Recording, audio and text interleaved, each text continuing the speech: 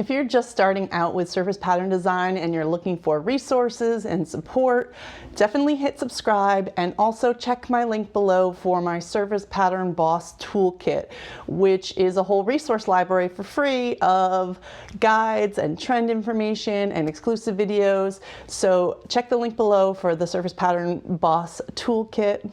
Also now open is my Start Your Surface Pattern Business, which will help you start your surface pattern business. If you're looking to be a self-employed designer, if you have been working on your portfolio and you're ready to get some paying gigs, this class is a step-by-step blueprint to that. So today we are talking about portfolios. What even is a surface pattern design portfolio? What does that entail? What do you need? And what can you be doing to create a strong portfolio? When you think of the word portfolio, if you've been doing art for a while, you probably think of a lot of different things, actually. If you happen to go to art school, you needed a portfolio to apply for school. If you've ever worked as a designer for a corporate job, you had a portfolio for your interview process. If you've ever exhibited at a trade show, you definitely needed a portfolio of work to show. And most importantly, if you're pitching yourself to clients for surface pattern design work, you need a portfolio that's strong. You always hear that, right? So what does that really entail? Because when we talk about all those examples, you're probably picturing different things for each one. Let's break down what is involved in a portfolio and what types of different formats and information you need to make the perfect surface pattern design portfolio for you. So in the simplest terms, your portfolio is a body of your original artwork that reflects your skill set. But there are a number of factors to consider as we think about putting together a portfolio. And the first of those factors is ownership. Now, you notice that I said your portfolio is your original artwork, and that should be true throughout, no matter the situation. However, we sometimes run into situations where we've created the artwork, but we do not own the copyright. And when we get into those type of situations, we have to decide if that artwork can be used in our portfolio. So one example of this might be you did some work for a freelance client or in your old job, and you want to show that artwork. So you can show it as a case study. You can say, this person came to me and they wanted me to design some dinnerware, and here are the sketches I did for them, and here is the concept I put together for them, and this is the art that I created. And that can be shown in your portfolio. That could be an example of that could be on your website, where you can kind of type out some more information.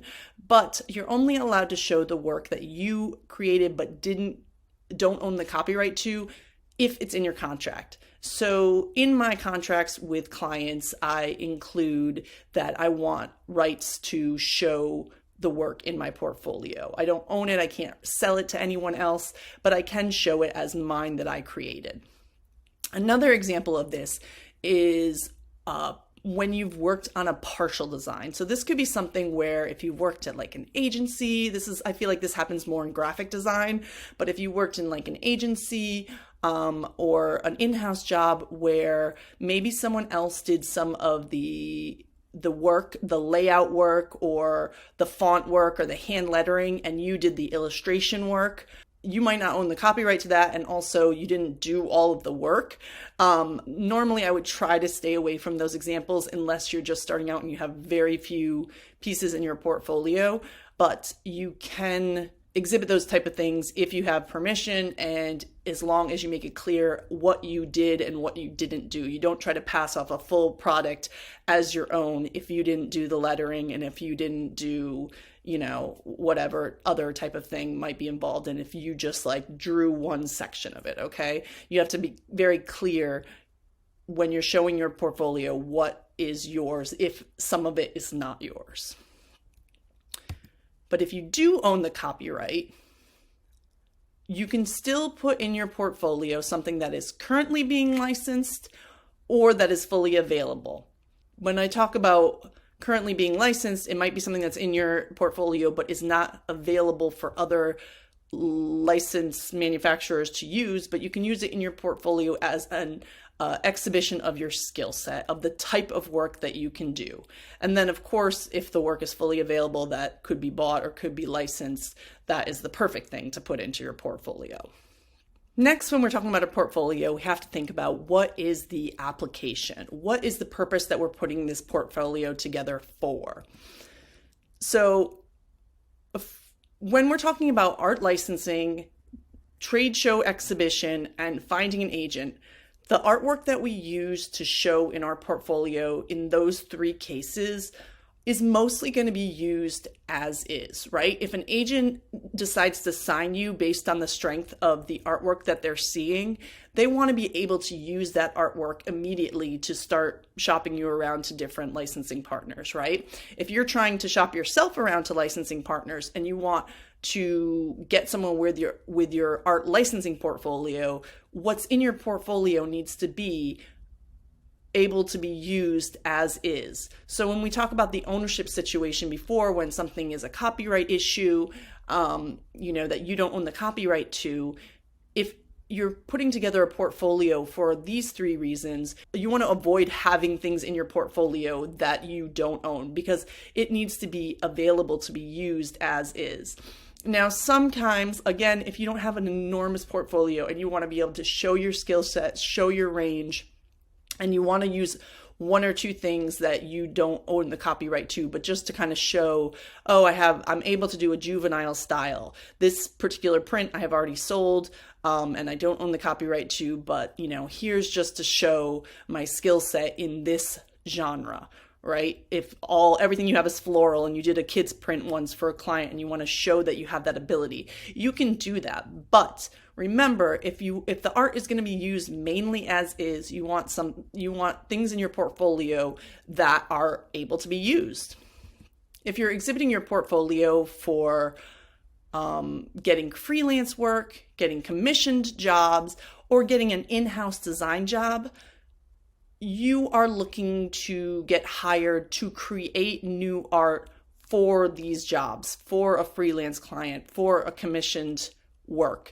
And so the art that's in your portfolio is not going to be used as is. It might be something that gives some inspiration to a freelance client. They might see that juvenile print and say, oh, wow, you do really cute stuff. Can we do something in that similar style? But most likely they're going to have their own things that they need for you to do, own specifications, own creative briefs. And so the work in your portfolio, it's okay if it's things that you don't fully own the copyright to, because you are just showing your skill set. You're showing that you know how to draw and that you know how to create a repeat and that you have a good sense of color and all that kind of stuff. And of course, when we're talking about our portfolio, what type of art do you create? Most of us at this point create digital artwork, right? Adobe Illustrator, Photoshop, Procreate, maybe you do some hand-drawn sketches and then you scan them in, or you paint and you scan them in and arrange them in Photoshop. But most people have digital artwork. And when I talk next about the types of formats for portfolio, digital can go in any direction, and that's amazing. If you are someone who does hand-done media, beautiful canvas paintings or amazing collages, that is awesome. And if you're trying to get an in-house job or something like that, you could potentially bring some of that work as is. I mean, a canvas gets pretty heavy, but if it's flat artwork, hand-painted artwork, when I first started, I had hand-painted artwork from my college projects. And if it's flat, if it's paper, you can bring that into a job. But if you want to put something on your website, if you want to have a digital portfolio, if you want that kind of flexibility, you're going to at some point need to scan in your hand-done artwork and make it into a digital file. Which brings us to format. This is the most important thing. This is the questions that you probably have about portfolios. What format should I put my portfolio in? So Similar to your artwork, there are two formats for portfolios: digital and analog. Digital can include your website, JPEGs as sales sheets or individual PDFs, digital lookbook like on Issue, and analog can include loose prints, printed books, some sort of binder where you can put in different pages, into sleeves and move things around. And I want to show you some examples of these various formats. So here is a quick screenshot of my website. In design, when I approach people for client work, I send them JPEGs to get their interest via email, but then I might send them to my website to see more, and they can scroll through and see what type of work I do. Here are two examples of very old sales sheets that I have put together, or JPEGs I have put together for in order to get work through email. So this one over here was for a job that was apparel, and so I put together a collection of prints that would be great for apparel to show my skill set. And then I'm going to be doing the type of work that they are asking for, but this shows I can do animal prints, I can do some like sort of watercolor abstracts, I can do more detailed work, I can do flat work, contemporary, etc. So this really shows off my skill set. Now this print, for example, was done in an in-house job. So I don't own the copyright to this. I recolored it so it reconfigured, but I don't own the copyright to this. But this is just to show my skill set for the job. And this on this side is an individual print that I could send along as a JPEG if I was looking for home decor work. And this again was done in a in-house job. So I don't own the copyright to this either, but I'm sending it via email showing that this is the kind of work I can do. And if you're looking for a block print style, I can master that. Here is an example of a digital sales sheet on this side. Well, both of these are examples of digital sales sheets. On this side, you can see I put together a collection of 3 designs into one. This is like one 8.5 by 11 horizontal sheet. And on this one, I put together 4 designs and a little bit of a mock-up to show a full candy collection. And these sheets can be made in Photoshop very easily, or Adobe Illustrator if you're better with Adobe Illustrator. And they're something that you can put together multiple images and then send as a JPEG. So I wanted to show you the idea of a digital lookbook. This is a website called Issue, and I created this brand book for my agent. And basically it kind of mimics this was made as a PDF, and I could easily just send it as a PDF where people can just scroll through. But putting it on a format like Issue kind of makes it like a page thing that you can flip through. And so this could serve as a type of portfolio as well. And sometimes we see these really beautiful printed out books, analog books, that might be laid out in a similar way, but are printed out as well. So this is another option for a digital portfolio, something where you could send the link to an art director and show them what you've been up to. Now I wanted to show you some examples of analog portfolios. So this little 8 by 10 book or 9 by 12 book is what I use the most recently when I applied for a job. So you can see these are these like plastic pages, and I printed out pieces of my portfolio, and you can see I have, trying to show it good. All right, so this is really old work. I haven't applied for a job in whatever, not in 10, 12 years basically. But you can see my work here, and it's in the pages, and this is how I applied for work when I worked in-house.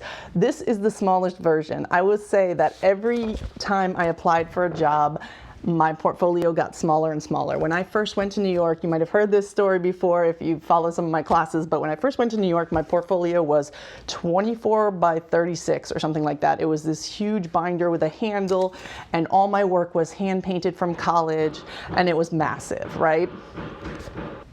Then when I applied for my second job, like after I had worked for a couple years and I applied for a new job, I had one of these type of books, but it was 18 by 24. So it was smaller, but it was still pretty large.